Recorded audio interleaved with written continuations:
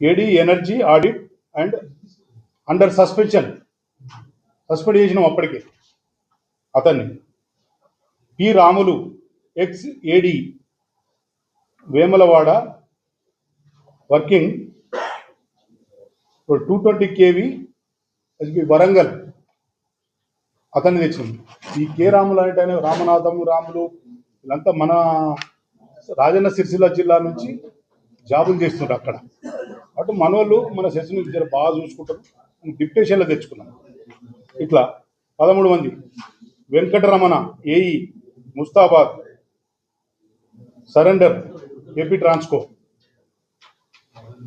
అన్నొకటి political లో ప్రచారం జరుగుతుంది. చిక్కాలను తప్పించి ఎవరున్నా ఎవరు చైర్పర్సన్ అయినా ఇది సెస్ మేధావిధిగా కొనసాగిస్తాం అని చెప్పి కొన్ని మాకు వచ్చిన సమాచారం మేరకు ఇది కూడా మీరు అంటే మీరు నోటీస్ మరి మాకు అంటే మాకు ప్రచారం ఉన్నది మేము. అయితే అట్లాంటిది అయితే మరి మాకు రాలేదు. చిక్కాల రామారావే దీనికి ఇబ్బంది కలిగిస్తుండు అని అనుకుంటే వాళ్ళ ఇష్టం, ఎవరన్నా పెట్టుకోవచ్చు. నేను అభ్యంతరం, నన్ను అడిగితే సూటిగా అడిగితే నేను రాజీనామా ఇస్తా. నాకు ఇచ్చి నన్ను కూర్చుండబెట్టింది నా మండల్ ప్రజలు నన్ను గెలిపించారు. అన్ని మండలాల ప్రజలు అందరినీ గెలిపించారు.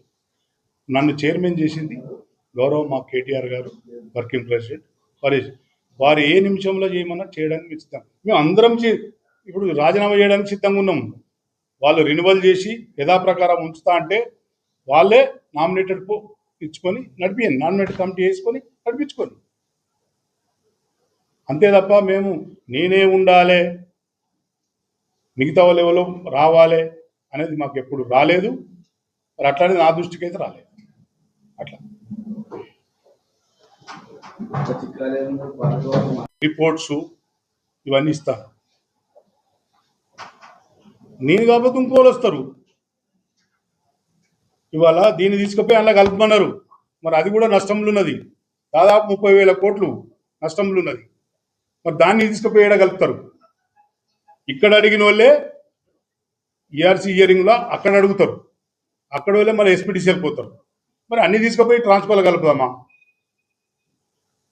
డిస్కంలను? ఈ జీవోలు ఈ పద్ధతి వీళ్ళు వచ్చిన పద్ధతి ప్రకారంగా చూస్తే ఈ సంస్థను, ఈ మంచిగా నడిచే సంస్థను కోఆపరేటివ్ సెక్టర్లకి తీసి ప్రైవేట్ పరం చేద్దామనే ఆలోచనలు ఉన్నది. వాళ్ళ కౌంటరు బియ్యంకర్ సీన్ వేసిన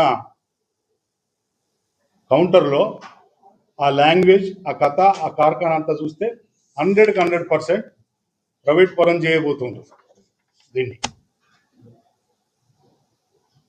మాకు అనుమానం, డౌట్ వచ్చింది, ఇది ప్రైవేట్ పరం చేయబోతుంది. ఎందుకంటే ఒక సిఎండి 17 జిల్లాలు ఉన్నాయి, ఉమ్మడి 5 జిల్లాలలో 17 సర్కిళ్ళు, ఇది 18వ సర్కిల్.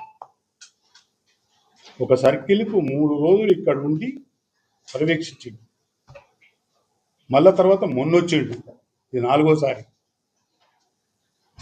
సబ్ స్టేషన్లు అంటే చూస్తారు జనరల్గా, కానీ ఎంత హడావుడిగా అయితే ఎక్కడ చూసినట్టు కనపడలేదు. ఇమీడియట్లీ ఇద్దరు డీలను, మిగతా సిబ్బందిని